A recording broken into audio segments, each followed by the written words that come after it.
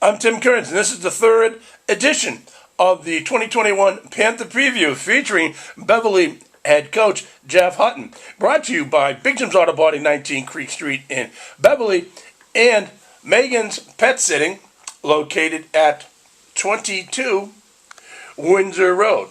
Check out their ads on the MSO website and give them a call. Coach, let's do a little recap of the scrimmage that you had last week, and what lessons did you learn from that? Okay, well, we had a really good scrimmage against Belmont. We had a good showing offensively and defensively. Our first offense scored on 4 out of their first 5 drives. The only time we didn't score is because we took a knee before the half to practice our victory formation. Hit a couple big passes. The line was getting to the next level, and that's what we had stressed after the first scrimmage, is that we were doing an okay job at the first level, but we needed to get better at blocking at the second level, and that was a point of emphasis, and we definitely took steps in the right direction.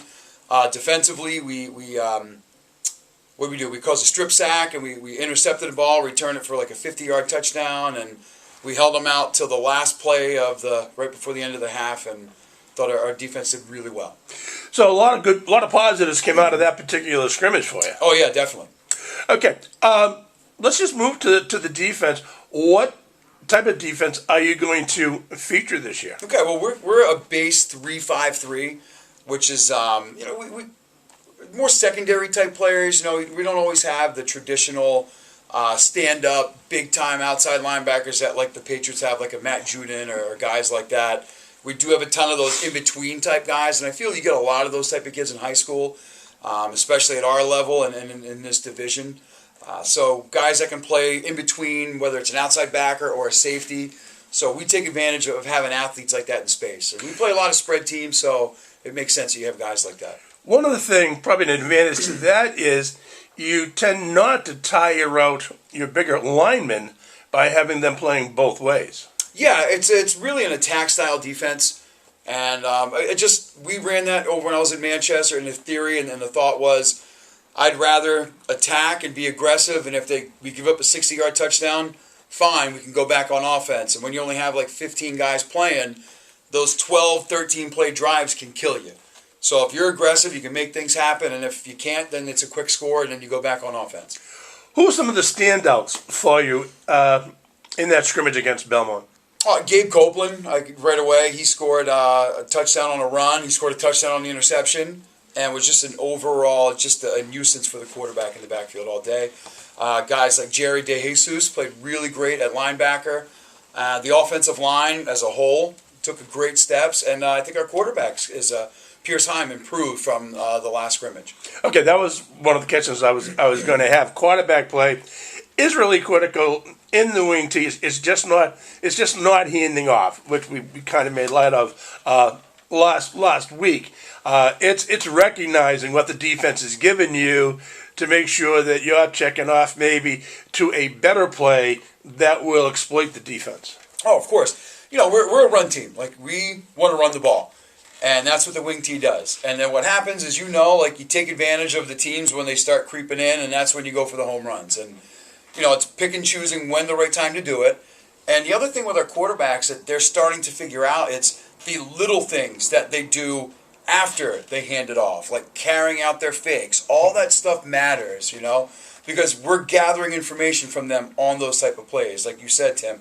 So we get stuff from them. Okay, what's that guy doing? Is he looking at you? Who's looking? Who's making this? And from there, you can really call the rest of the offense. Yeah, I remember Brett Cahill when he was quarterback for Gloucester.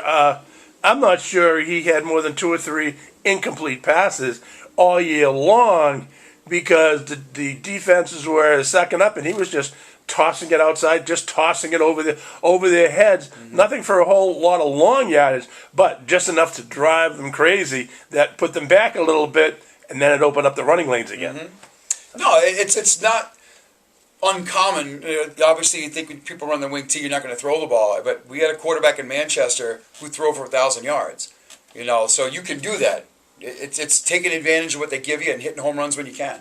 Coach, I was watching the kids come in, and more so than the last couple of weeks when I've been here, I noticed some really tall guys. Oh, yeah. Not really big and stocky, but tall and lanky. We got some lean kids. Yep. Yeah. Those guys are going to be more your outside linebackers, your wide receivers. Yeah, they're your tight ends, outside linebacker. You know, we're lucky that we have a couple kids that can play a tight end with their hand in the dirt and also be split out. So that makes it a little tough to defend. Okay. This weekend, Saturday afternoon, at Haverhill. Is it 10 o'clock or 1 o'clock? 2 o'clock. 2 o'clock. That's it. Throw me the curveball. Okay, so 2 o'clock. For people out there watching this later, how come a later time? I just think it's who knows. I have no control over some of the timing, and I don't think there's a PSAT, or maybe there is. It could be. Yeah, maybe early in fall. I always thought that came around in October, though. Mm-hmm. You know, that really started to mess you up with your with your schedule. Okay, so 2 o'clock Saturday. What are you looking forward to? What have you seen on tape of Haverhill? As typical Haverhill, big, strong, and just lots of guys. You know, they're going to be big. They're going to be tough up front. I think I read the preview in the Eagle Tribune. The guy, they have one tackle, it's like 6'6", 300 plus, and they look like they've got three guys like that on tape. So they're going to be tough to move inside. We don't have any guys that big, but you know, low man in football wins. So that's what we've been working on pad level this week. So they got a young quarterback, but you know, just because he's young doesn't mean he's not explosive and athletic. They scrimmaged St. John Shrewsbury, which is a really good team, and he really was able to get outside and make some things happen after the play broke down. So we got to be disciplined and stay in our passing lanes and not get undisciplined out there. Yeah, that's the one thing that a scrambling quarterback can do. He can drive your defensive coordinator crazy. Oh yeah. By simply just hanging around and then booting it around the corner, and everybody's tucked inside, and there's nothing but daylight out there. That's right.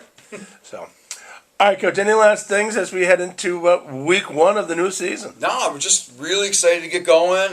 The kids are excited. We're having a great week of practice. We got one more heavy day tomorrow, and then we do the walkthrough on Friday, and then kick off at 2. All right, Coach, I want to wish you the best of luck not only Saturday, but throughout the entire season. MSO will be along with follow-up coverage of your games. We'll speak after at the end of each game, and we'll continue Panther Preview till we get to the review. All right, excellent. Great, thanks much. All right, that's been Jeff Hutton, the coach of the Beverly Panthers varsity football team. For MSO News Sports, I'm Tim Kearns.